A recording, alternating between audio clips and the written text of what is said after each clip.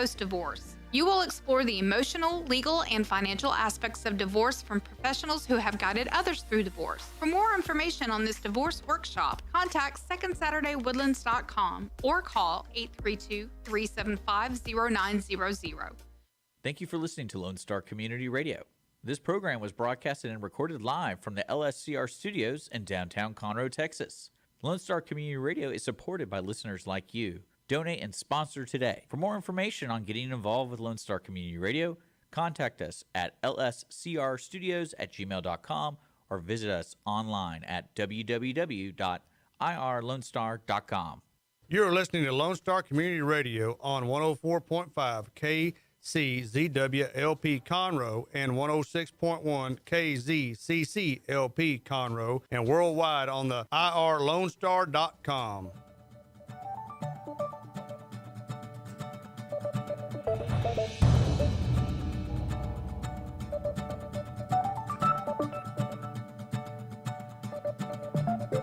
Well, good morning, ladies and gentlemen. You're listening to the Weekly Business Hour. I'm Rick Schissler, and I'm proud to be your host today. I'm also a Silver Fox advisor and the founder of OneBestConsult.com. We're broadcasting today live from the studios of Lone Star Community Radio, located right here in downtown Conroe, Texas, one of the fastest growing cities in America. So if you want to do business, check out Conroe, that's for sure. All of Montgomery County, in fact, is just booming, and I guess sort of blooming as well, with great business activity. Quick business thought for you today, I hope that maybe you can use. Mel Kleiman, who's been a great friend of the show, he's been on a number of times, to me, one of the leading experts in the country on hiring people and developing people. Mel has a program now that he talked about the last time he joined us a couple of months ago called the 5-Star Employee Program. And one of the things he talked about, and it struck me, I was doing some reading this past week, is the unique employment proposition. It's easy to forget about things like that, but the unique employment proposition, UEP, try not to forget that. And if you recall, if you listened to the show, and if you didn't, it's a simple process. You make yourself unique to your employees, particularly your potential employees.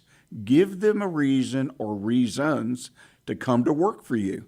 It's very important. You know, today it's hard to hire people. We read about it, we hear about it, and in many cases, you're listening, you experience it.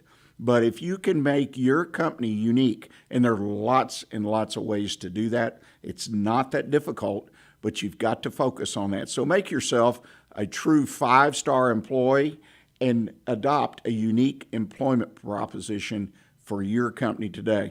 If you need more information about that or want to re-listen, you can go to our website, irlonestar.com, the radio station, click on this show, and that last visit with Mel is posted there. Or if you just want to send me an email, I'll be glad to send you further information. It's Rick, R-I-C-K, at irlonestar.com.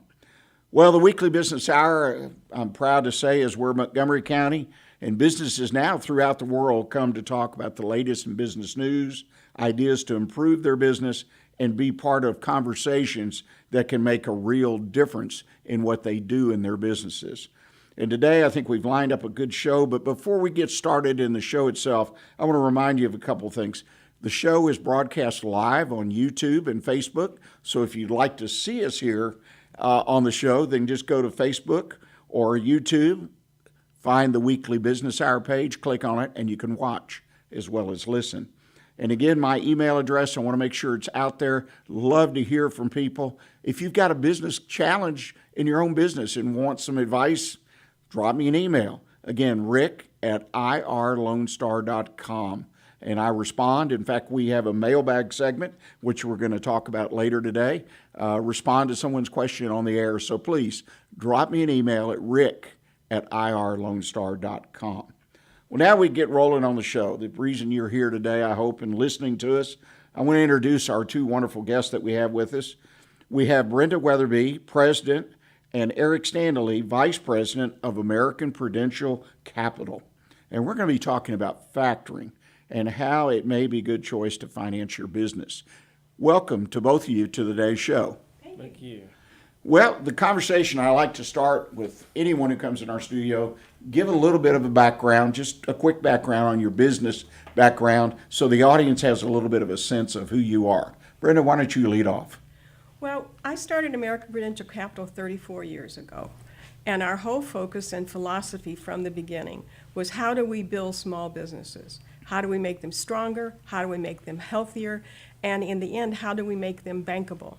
Because that is our goal. Our philosophy has always been, for 34 years, is we want to work with community banks, and we work with community banks in Montgomery County as well as Harris County, as well as all across the state. We want to build customers for the banks that can be bankable and that can build our community and hire and prosper. So that's where we got started. That's what we do. 34 years, I believe you said? 34 years. Wow, congratulations on that. Thank you. Thank you. We are now a part of Stellar Bank, which is about a $12 billion bank, recent merger. So we were asked to join them, and we have. We really like that relationship. They had just made it very possible for all of our clients to have unlimited capital, and that's really what we want, and then to transition into traditional financing. Well, Eric, give us a little bit of your business background, if you would. Sure. I'm a U.S. Air Force veteran. I was a cryptologic linguist, Chinese Mandarin in the Air Force. And I've been doing factoring for the entire 34 years, actually. I was employee number one. I was the guy who answered the phones and filed the papers and, washed the broom closet or whatever, whatever needed to be done. But in the last 34 years, we've had a lot of success, and so it's been really fun. We've funded thousands of companies and billions of dollars in the last 34 years. Well, 34 years and 34 years, wow, together, right? Almost 70 years, that's fantastic. Well, you were talking about giving your people a reason to work for you. His story is great, but behind him are people with 29 years of service, 25 years of service, 30 years of service. Most of our employees have been with us for a long time. And when you do what you said, Rick, which is give people a reason to work for you, they tend to hang around. That's fantastic. That may be another show. I'll have you come back and give a testimonial, because I personally, when I work with companies, mentor, advise, consult, whatever, that's one of the major things I try to convey to small business people who are trying to build a business. Create the environment, whatever, to make people want to come and talk to you about a job, and people kind of look at you and say, what do you mean? The word gets out. If you're doing it right, it gets out, Yes. and then they stay. Yes. And you are going to have a stronger, better business than your competition. There's no doubt about it. That's very So true. that's wonderful. Well, before I get too far off track, let's talk about factoring. I think it's an important financing method that's out there. One of my sons is in the finance area, and back in the very, very beginning of his career, he worked for a company that was part of what they did. So I learned quite a bit firsthand from him.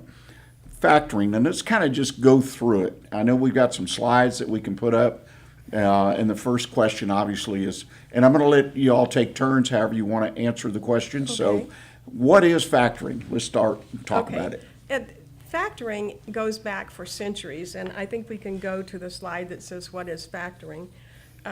And basically, factoring is the act of selling an asset at a discount.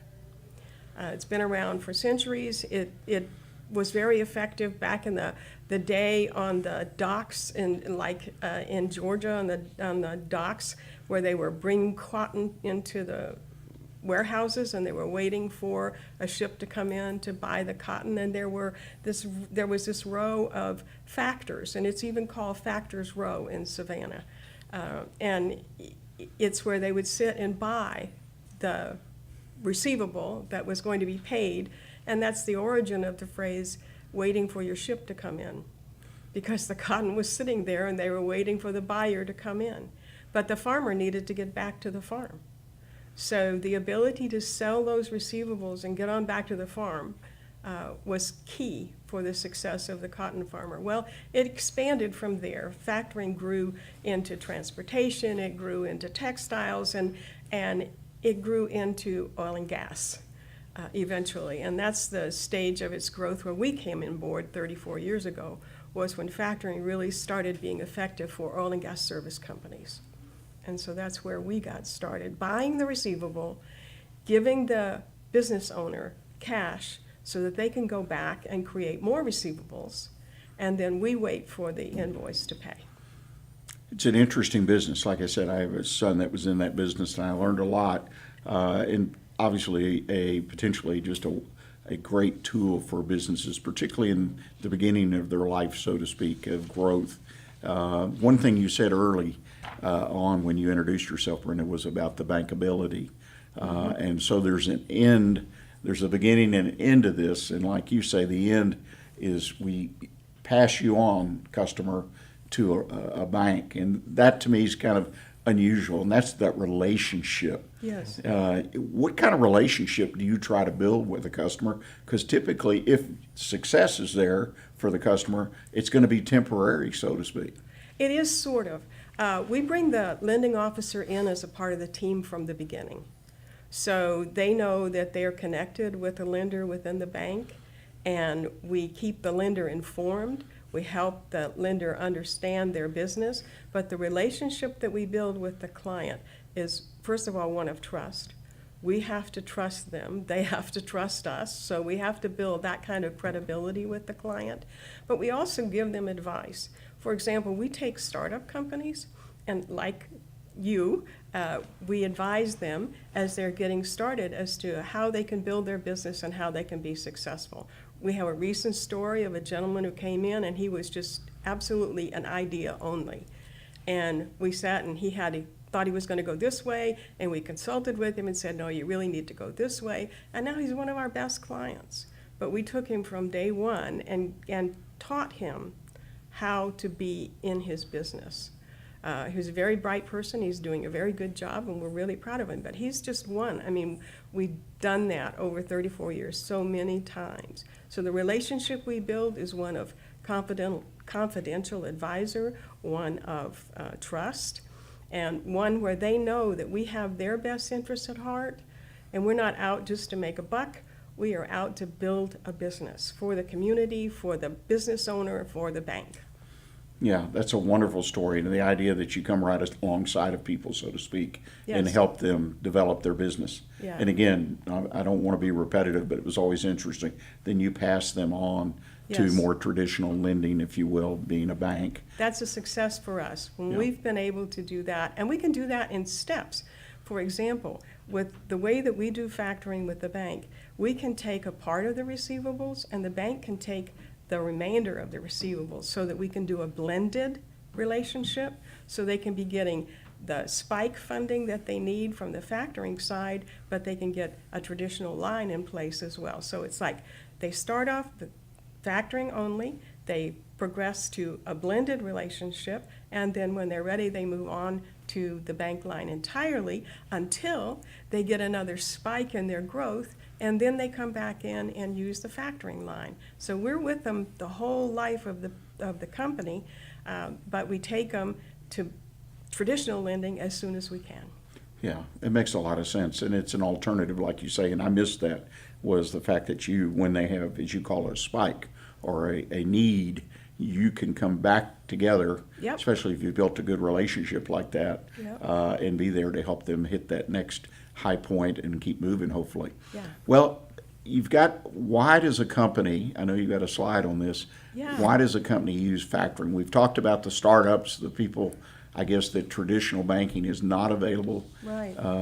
when you start. Eric, you want to answer some of those questions? Yeah, first of all, I'd like to share a story. So recently we signed up a customer who's been in business for 12 years, and they're very successful. When we looked at their package, it was, why are they coming to a factor, right? And the answer was they'd had a couple of tight years the last couple of years. And can you imagine, everybody's had a couple of tight years the last couple of years. So they're doing fine, but they're challenged with getting bank financing because the bank has to look at the last couple of years. They have to look at, how have they done? They're not looking at the future, right? The bank's not even really looking at today, right? They're looking at balance sheets from 6 to 12 months ago, right? And so the bank said, look, the lender who brought it to us said, look, we can do about $500,000, but they have a $2 million need. So we looked at it and we said, yes, we really want to do this. They have great customers. We like these guys. They're clean. All of their books are awesome. Let's do this. And so we ended up, putting in a facility for about $2 million a month, right? So that allows them to get the financing they need to make payroll, to grow their company, maybe to get some, equipment, or there's some different ways you can use factoring, right? And so one of the things about that company that was amazing is that when I was talking to him, he had a bad opinion about factoring. He'd heard the bad stories, right? That it was expensive. And it can be very expensive, right? I asked him what his issue was, and he said it was, about 18 to 24% is what he'd heard. And I didn't quote him a rate over the phone because we have to look at docs, but I said, it can be down around 3 or 4%, right? Can we take a look at it and see what we can do for you, right? And he was, well, Eric, if it's 3 to 4%, that's better than the Fed. Why would I go to a bank line? And I said, there's going to be a time when you're going to want to go back to the banker who introduced you, and we're going to bring you to him at the right time, right? But you're right. Right now, it's a great option for you because you're not going to get that from the bank right now, right? So, but we can help startups. We love startups that are, if they're 1 month in business, but their payables aren't outpacing their receivables. They're not losing money. They're not burning money like these tech startups tend to do, right? If they're doing well, but they really need that gasoline on their fire to grow, right? But they don't want to give up equity, or they don't want to take on, or can't even take on debt, right? They might be looking at some other kinds of hard money lending and that kind of thing. Those are a lot more expensive forms of funding. But with a startup, we can take them from the very beginning and help them grow and be that gasoline on their fire for them to grow significantly fast. We've had companies go from $500,000 a month to $2.5 million a month in a couple of months. So pretty fast. So rapid growth is a huge reason to use factoring, because a bank, like she was talking about, that spike, they can't take a look at that. That's outside of what they can look at, right? And so they can't apply that to the lending, criteria and say, well, sure, we can increase your line. But everybody comes in and says, I've got $1 million contract with Exxon or whatever. I need money to go do this. And the bank's like, good, congratulations, go do it. Show us you can do it, and then maybe we can lend you the money you need, right? So, but the factoring model is short-term finance. It's money that is not long-term. So, that's another thing that I love to talk to my business owners about, is because use the right kind of finance for the right kind of need, right? So if you have a long-term need, you should use long-term finance, right? Long-term debt is a great solution for long-term need, right? But if you have a short-term need, for instance, you have a line of credit, most of the time they're probably not going to allow you to draw on that to make payroll. It's just one of the covenants usually. But that's a short-term need that needs to be met. You need to make payroll, and it's not your fault. Your client might be, paying at 45 to 60 days. Paychecks, come every, two times a month, or maybe once a month, right? That's a lot shorter than 45 to 60 days. So you need to make that payroll. How do you do it? You can use factoring to make the payroll without having to worry about whether the bank can loan against that or not, right? Well, there's a lot of great uses, and like you say, it's a tool, and I find generally that a lot of businesses are not even aware of it, and we've come up against a break. I need to take a break, but when we come back, I want to talk a little bit about how you market your services, because again, I talk to small businesses and they may have heard of it. Typically, if they've heard of it, it's been something negative, but they're not sure. Mm-hmm. So let's talk about, when we come back, how you market your business and develop the clientele that you're looking for. Ladies and gentlemen, we're going to take our first break of the day. I hope you'll stay with us. We'll be right back with Brenda and Eric, so we'll see you then.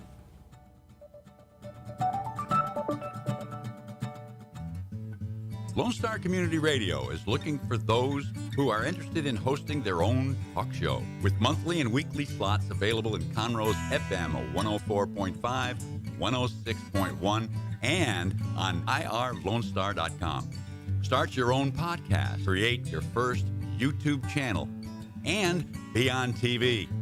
Contact Lone Star Community Radio online at irlonestar.com or call the station message line at 936-647-3776 to take your first step into the radio world. Did you know that there are over 153 million orphans in the world today? The sad reality is 99% of those kids will likely never be adopted. Core Love is an organization right here in Conroe that takes care of orphan children in Haiti, Honduras, and India. We bring the love of Jesus by providing their 6 basic needs of clean water, proper food, healthcare, education, job skills, and a loving home. Visit corelove.org, that's CORELUV.org. Will you help defend the orphan? Hey, tune in to the Bridge Podcast TX Tuesdays at 11 a.m., where we are connecting commerce with community, interviewing business owners and leaders in the community, allowing the audience to peek behind the curtain of what inspires, motivates, drives these individuals to have meaningful, positive impact in this community. For more information about the show, log into irlonestar.com/TBPTX. Welcome back, ladies and gentlemen. You're listening to the Weekly Business Hour. I'm Rick Schissler, your host, and we're in the midst of what I think is a very beneficial conversation with Brenda and Eric. These folks are American Prudential Capital, as I've learned. Both have been there since the very beginning. And I want to give you a quick reminder before we get back into our conversation that if you have some thoughts about the show, you've got some criticisms, suggestions, and again, if you have a question for business, a question for these guests, I can put you in touch. Just drop me an email, rick@irlonestar.com. That's rick@irlonestar.com. Well, Brenda and Eric, we've been having, I think, a really helpful conversation about factoring and the people that use it. But one of the things that I mentioned before we went to break, and during the break we talked, is a lot of small business people just don't know about factoring. And if they know something, and Eric, you kind of touched on it, it might be just a negative thing, but they don't really know. They just heard it. Mm-hmm. How do you market your business? How do you bring in new customers? For us, it's through the community banks. We want to help people who are reaching out to their community banker to find the financing that they need. They already know they need financing, so it's a logical thing for us. We do a lot of networking. Eric does a tremendous amount of networking, so network marketing is really important for us. But working through the lenders and the community banks is really where we've done most of our work. So I'll assume that's like a referral program that you have with the bankers themselves? Yes, we do. That's great. Yes. And what part of Houston, or where do you market? Do you market Harris County, Montgomery, or just the world? Well, not the world, but if it's called Lone Star, then that's where we market, in the state of Texas. Okay. Yeah. And you have customers how far away? Well, we have customers, we've had customers over the years as far away as Lubbock. We've had customers in San Antonio, Austin. We've had customers in Corpus Christi.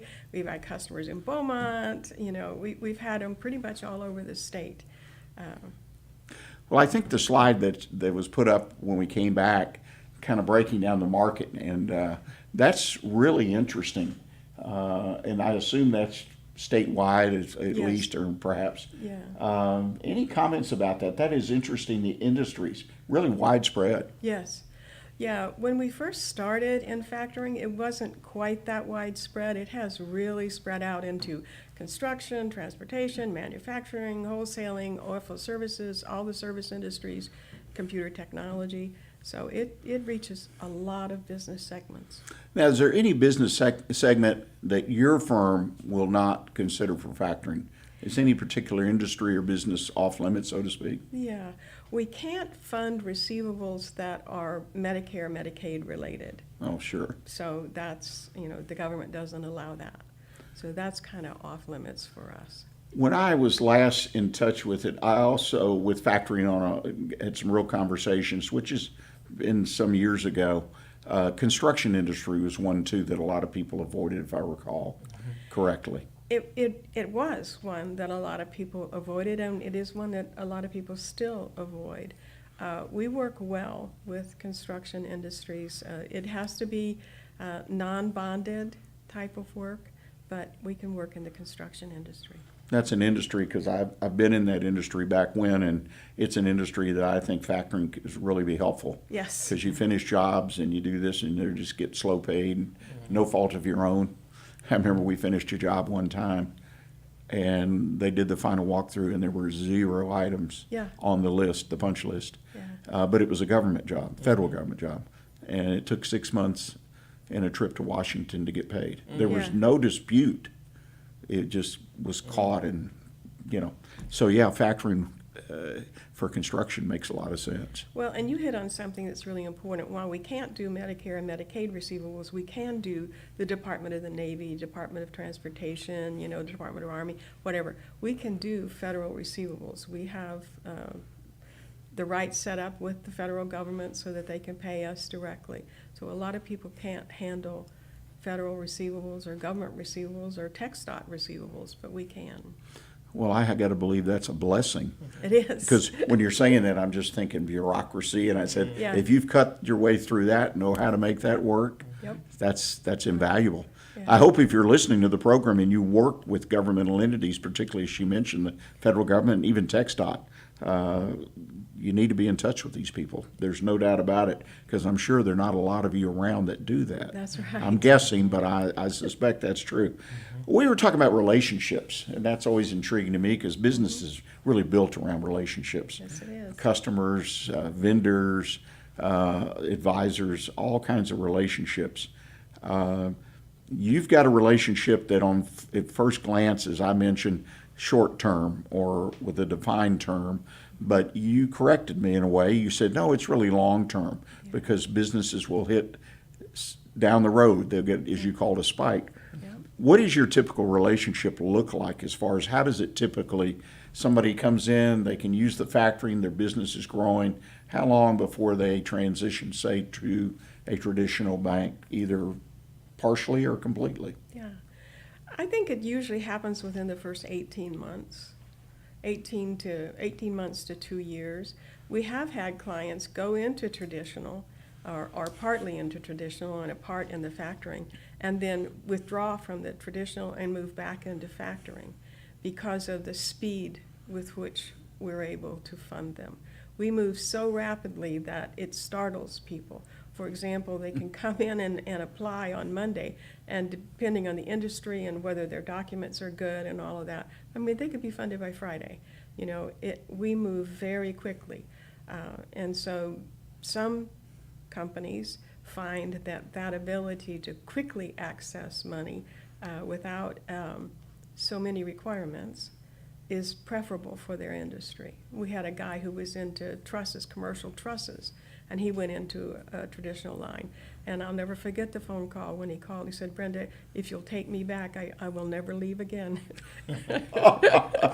And he didn't. He could have stayed in traditional. But for his industry, the factoring really worked well, because he could upscale and downscale. And, with building trusses for the commercial building industry, that is what happens. You have the roller coaster, right? So he could change very quickly, and that worked really well for him. It's very interesting to me to hear that, because one of the things I try to work with clients is to build processes and procedures so you can stay focused on your main business, like collections. That's one of my, are you in the collection business, or are you in whatever you're doing, in the widget business, right? Yeah. And they get tied up in doing collections. Yes. And it's very interesting. And so by connecting with a lender like you that has that flexibility and that speed, and like you say, certain industries, that can be a real plus. And again, what I like about it personally, just an observation, is I've got that relationship. It's there. I don't have to be in the financing business going out looking for financing all the time. I've got to work on the relationship, I would hope, which I always encourage that. Nobody, the bank doesn't want to lend you money when you need money, right? Something like that, the old expressions. But a lot of business owners don't work on having the resource there when they need it. It's on them. And I get it. They're focused on producing their widgets, which is where they should be focused. Very interesting.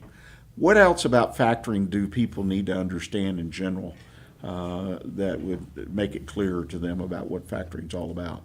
Well, there are a lot of things that are phrased as factoring, and what they do is hide a lot of expenses that the business owner doesn't know about until he gets into the relationship. So it's really important for our community here in Montgomery County and across the state to understand that we do not lock them into a contract that they can't get out of without paying us. There are no prepayment penalties. They don't have to factor everything that they do. They can choose what they want to factor, when they want to factor. We try to put as much control or leave as much control in the business owner's hands as we possibly can. And we don't punish them. We don't charge a minimum fee or a minimum amount they have to factor. We're truly only charge a discount off the face value of the receivable, and you really can't find that anyplace else. And that's all we charge, nothing else. No processing fee, no handling fee, no points above prime fee, none of that. Just a discount. You make it easy. Well, Eric, let me ask you, let's kind of work off that. I heard flexibility is what I heard. Yes. What are some other real advantages, distinct advantages of doing factoring? Well, so a lot of customers will get to a place where they need to get, some kind of supplies that they need for their business, right?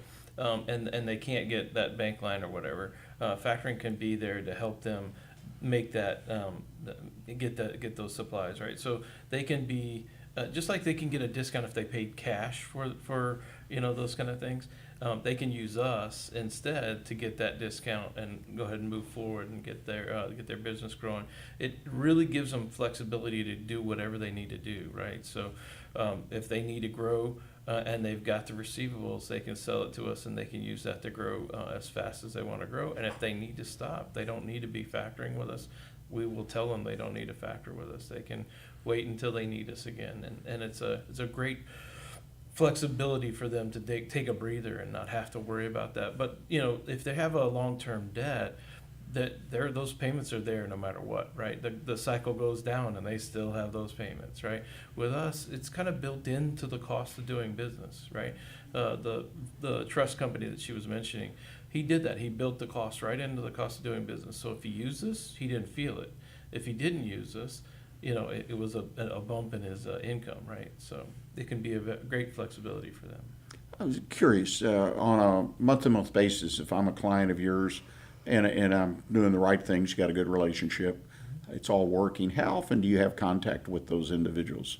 Oh, our staff is in contact with them all the time because they can fund 1 day a week, 5 days a week, they can fund every other week, they can fund constantly. And we are constantly monitoring the receivables, and we give them reports every night. They don't have to go looking for the report. We report to them what's outstanding on their receivables and what's collected, what has come in. We talk to them every day about what has come in, and we send money out to them off of what has come in. So we're in contact with them like daily. Collecting the receivable. Now, when I factor, that falls into your hands. What do you do collection-wise, say that I, as the originator of the debt, I've sold the product, sold the service. Right. Do you do anything different with collections than I particularly would do? Well, I'm going to give you a piece of philosophy that I've kind of lived with for 34 years. It's more important who you do business with than that you do business at all. And so we're selective about our clients. So we build that confidence, that we trust them, we know what they're doing, we have confidence in them. We don't interfere with the collection process. unless things go awry. And at that point, we're working with the client to heal that.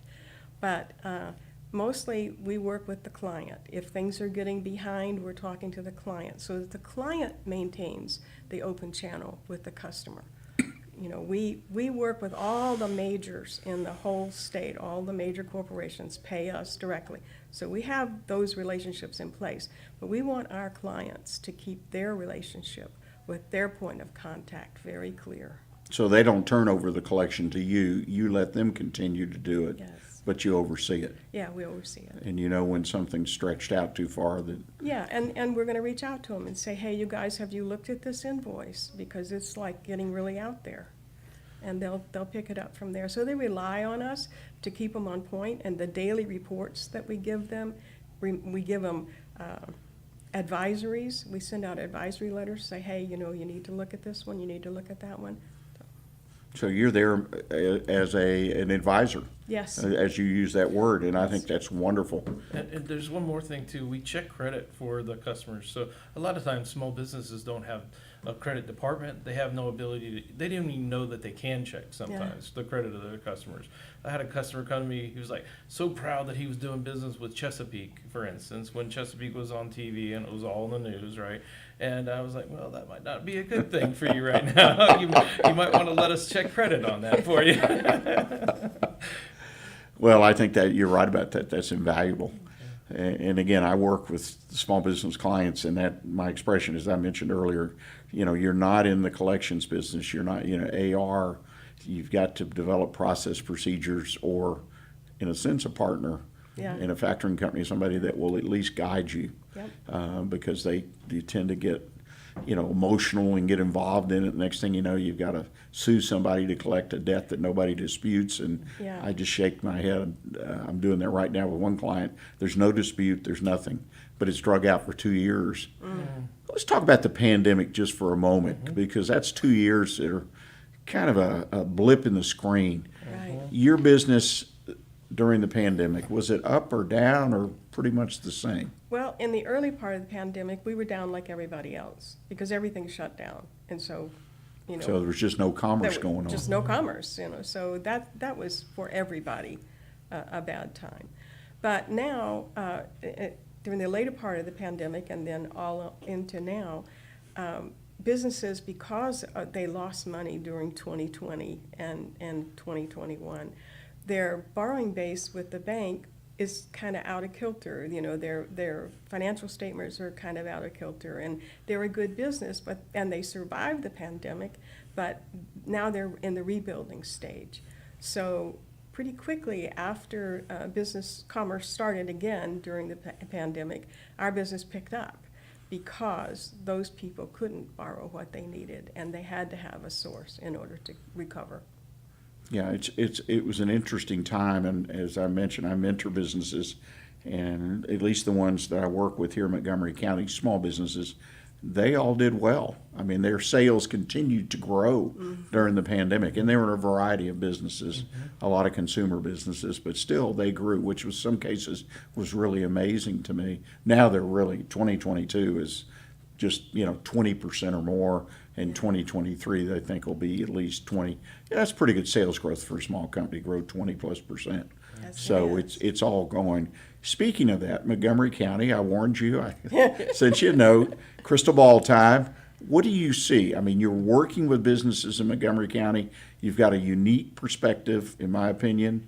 What do you see over the next few years in Montgomery County, business-wise? I think Montgomery County's in the catbird seat, frankly. I think that it's physically in the right place to service all the entire Gulf Coast region. So physically, I would choose Montgomery County as a location. Cost of real estate, I would choose Montgomery County as a location. Educated labor force, I would choose Montgomery County as a location. So I think Montgomery County has nothing but good times to look at as far as business is concerned. Everybody's concerned about, you know, what 2023 is going to do to the real estate market, right? But if you're a business owner and you're looking for a place to locate, that's good news. That's very good news. I think also because so much is being onshored that was offshored as far as manufacturing and production is concerned. If I am a manufacturer looking to be close to the port but not pay a fortune for the real estate, I'm looking at Montgomery County. If I'm looking to expand my warehouses, I can pay high-end real estate prices, or I can look at Montgomery County. The opportunity for warehouse development, the opportunity for manufacturing development. I mean, if I sound like I'm with the Chamber of Commerce in Montgomery County, I really believe that this is the best spot for growth in manufacturing and warehousing and distribution. And I see, my little crystal ball says that we've got good times ahead for the next 30 years. Eric, anything you want to add to that? Yeah, I'm seeing it in actual deal flow. We're starting to see, manufacturing in the oil field and outside of the oil field starting to grow. We're starting to see service companies that are popping up. We're seeing a transition in ownership from the baby boomer generation to the next generation. So there's actually a lot of transfer of wealth that's happening right now in Montgomery County in that area. Mining company that's being approached by companies in Europe for them to come and invest in that mining company. They make mining equipment.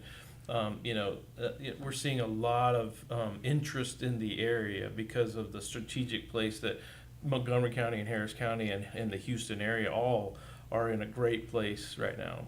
They're key to what's going to be happening in America. And what most people don't understand is Houston and Montgomery County are a major manufacturing hub for the country. It's probably the best kept secret about Houston and Harris County and Montgomery County. You make a great point. I know the things I've learned here, I've only been here a short time, 7-8 years, but is the industrial parks. You have the ones that the city and the county have established, and it just blows me away how well they've been able to bring in businesses for manufacturing. There's a lot going on, and when you start driving around kind of the outer part of the city, you see these different businesses, the big metal buildings, and you say, what do they make? Yes. It's just amazing. Yes. It was an eye-opener for me. And I grew up in Harris County. I was born there, grew up in a family business, and it reminds me of Harris County, Houston, Harris County, maybe 20, 30 years ago when I was just the growth, the attitude. They've hit a lot of buttons up here. Yes. Even developing an airport. Yes. I'm just, people say, what do you an airport with a customs station? Yet that brings something to the table, especially when foreign companies come looking for property. So I give a lot of credit to the business leadership in the Woodlands and Conroe and Montgomery County, and also the government leadership, county commissioners, city governments, and so on and so forth. This is just an observation of what I've seen and what I read, and so on and so forth. Yeah, they've built that total infrastructure. Yes. They could do a little bit with the roads, but we won't go there right now. That's always Houston's just as bad. But they've done a pretty good job. And the one thing different than Houston, I've noticed in Houston, roads are kind of deteriorating. They've reached that life cycle. Yeah. Where up here they're a lot newer because of. But yeah, they do it. They try very hard, in my opinion, to keep up with the growth of roads. But all I know is 7 years ago we bought down on a little farm to market road, and today that farm to market road, I was behind 10, 15 cars just coming into Conroe. So it's grown that fast and continue to grow. I agree. If people want to get in touch with your company, they want to ask a question about factoring or maybe discuss with you a business relationship, what's the best way for them to do that? Reach out to us via email. My email is brenda@americanprudentialcapital.com. Eric's email is eric@americanprudentialcapital.com. They can call us. We can give the phone number. My phone number is 713-289-9415. Easily to reach me. My phone's with me, as we discovered earlier, all the time. Eric?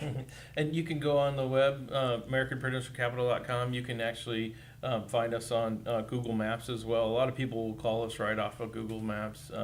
We're real easy to find on Google. We typically show up in the top 3 on the page. So it's really easy to find American Prudential Capital on the web.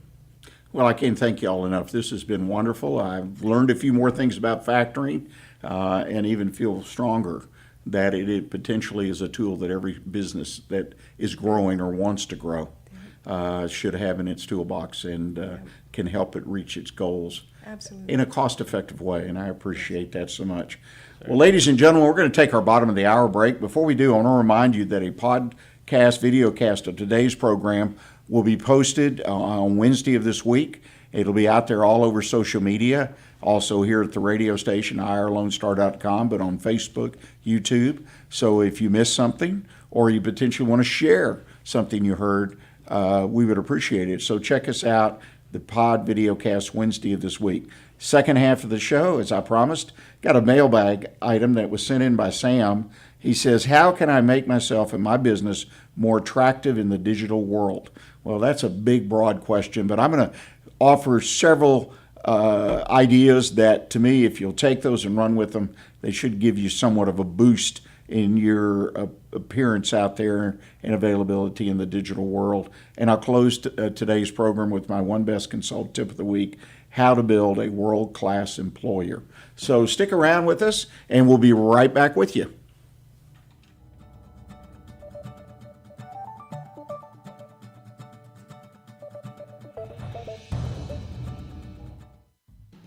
Lone Star Community Radio is looking for those who are interested in hosting their own talk show with monthly and weekly slots available on Conroe's FM 104.5 and 106.1 and on irlonestar.com. Start your own podcast, create your first YouTube channel, and be on TV. Contact Lone Star Community Radio online at irlonestar.com or call the station message line at 936-647-3776. Don't forget to download the Lone Star Community Radio app from your Google Play or Apple Store. Bring Montgomery County's community radio with you anywhere with your smartphone or tablet. If you are in the Conroe area, tune in on FM.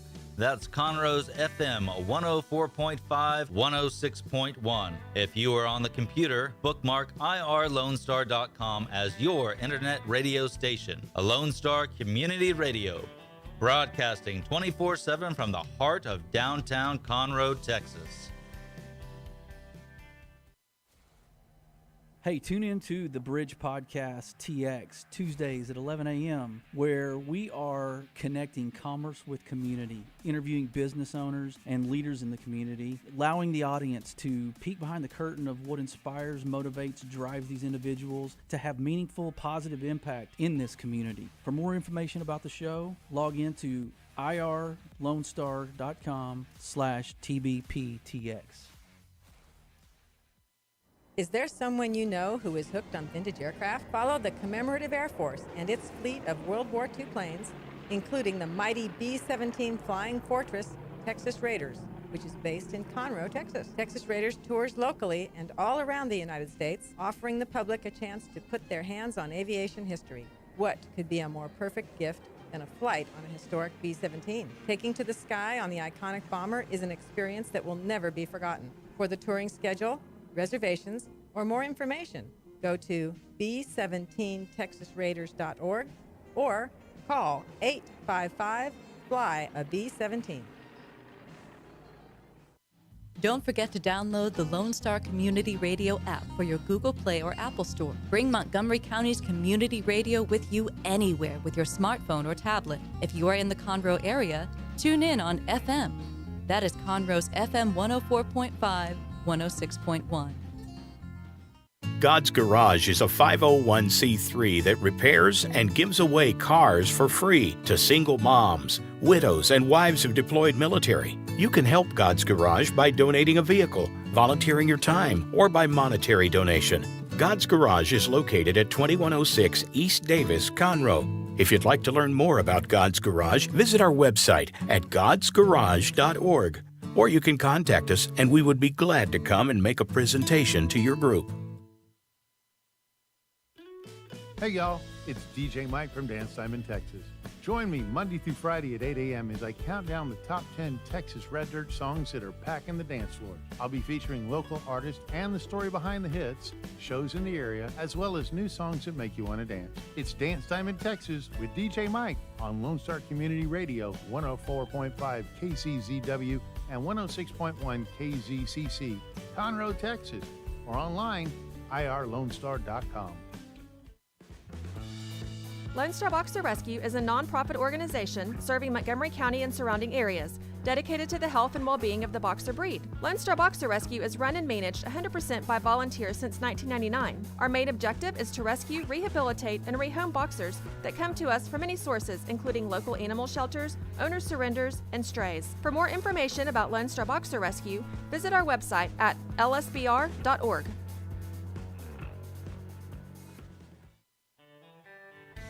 A Lone Star Community Radio is looking for those who are interested in hosting their own talk show, with monthly and weekly slots available on Conroe's FM 104.5, 106.1, and on irlonestar.com. Start your own podcast, create your first YouTube channel, and be on TV. Contact Lone Star Community Radio online at irlonestar.com or call the station message line at 936-647-3776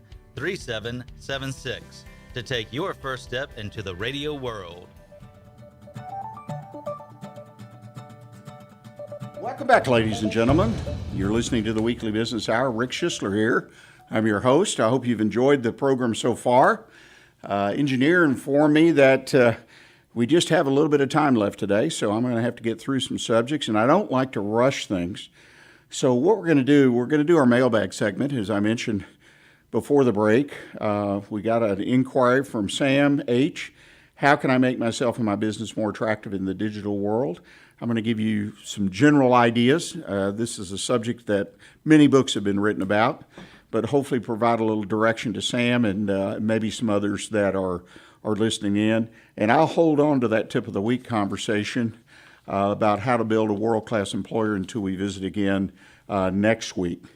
Well, let's get right to the mailbag. Sam again said, how can I make myself and my business more attractive, more visible, my word, in the digital world? I think there are three basic things you've got to make sure that you're doing. And there are a lot of other things, as I mentioned. There's just this subject, in my opinion, looking for expertise, looking for someone perhaps outside the business that has expertise in this area. Find someone to help you do this. Now, beware, there's a lot of people out there that say, well, I can get the SEO up this, or I can do, beware. Those kind of promises they're hollow, they're empty, cannot do, will not do. They're looking to take your money. But I'm talking about somebody in your own community, somebody you can reach out and talk to. Now, again, you can find somebody online, but you want to communicate with them and talk to them and make sure they're real. Make sure they can deliver. But nobody can really say, well, I'm going to get you 100 more hits every day and then follow through on that. A lot of that, I don't get it. But don't be a sucker. Don't let that play. But what you can do, three things you can do to be more visible. This could be on your website. This could be on emails. This could be on Facebook. Anywhere you're putting up digital information, marketing, advertising. First of all, demonstrate your expertise. Every business has to have an expertise. You've got to show what your unique selling proposition is. What is unique about your company? And you perhaps will need to think about that for a minute, but you've got to be able to do that. You need to understand your customers, your clients. What are their pain points? What are they looking for? And then you provide a solution, offering insider perspective that others may not have. It's not rocket science, in my opinion, but it does require some thoughts. What are people looking for? What can I provide that will help them, that they'll be convinced and happy and satisfied and come back again and again to buy from me, that no one else in the marketplace really does, or at least they're not talking about it. Secondly, connect your business and personal life. One of the things as a small business that I think a lot of small businesses miss, but I've seen some people do this very, very well, especially on places like LinkedIn and Facebook. From time to time, mix your personal in with your business message. It's the idea you don't want to be, well, here's my daughter's birthday or my son, graduated. You got to be careful with that kind of thing. But what you want to do is share passions. You want to communicate, right? You're really building relationships. And it may be thousands of relationships if it's digital. But you want to take passions, things that people that do business that you want to do business with have. For example, cycling. And I'm just pulling that one out. It's a common one used as an example. So you share that you are, just finished a big cycling trip, or you and your spouse rode a bike from here to there, whatever. And you just kind of mix that in with your business. So it's not a real in-depth level, but perhaps there's enough cyclers out there that are part of that market that you're trying to reach, part of your market, and you will begin to build a personal relationship. Not hard to do. Just select things that's going on in your personal life that you feel will appeal to those people. And the last thing is start a conversation. Ask questions of people. Don't be afraid online to ask a question. Add insights that people are looking for. Build a relationship. I appreciate Brenda and Eric joining us today from American Prudential Capital. I encourage you that if your business needs financing or may need financing, reach out to these people. Talk to them. Even if you don't do business with them, they are smart people, I guarantee you. And factoring potentially needs to be available to you, if not today, down the road. And put a note on your calendar to join us again next Monday, right here on irlonestar.com at 11 a.m. And until next week, as I always encourage people, stay engaged and always keep your focus on what counts in your business. Thanks.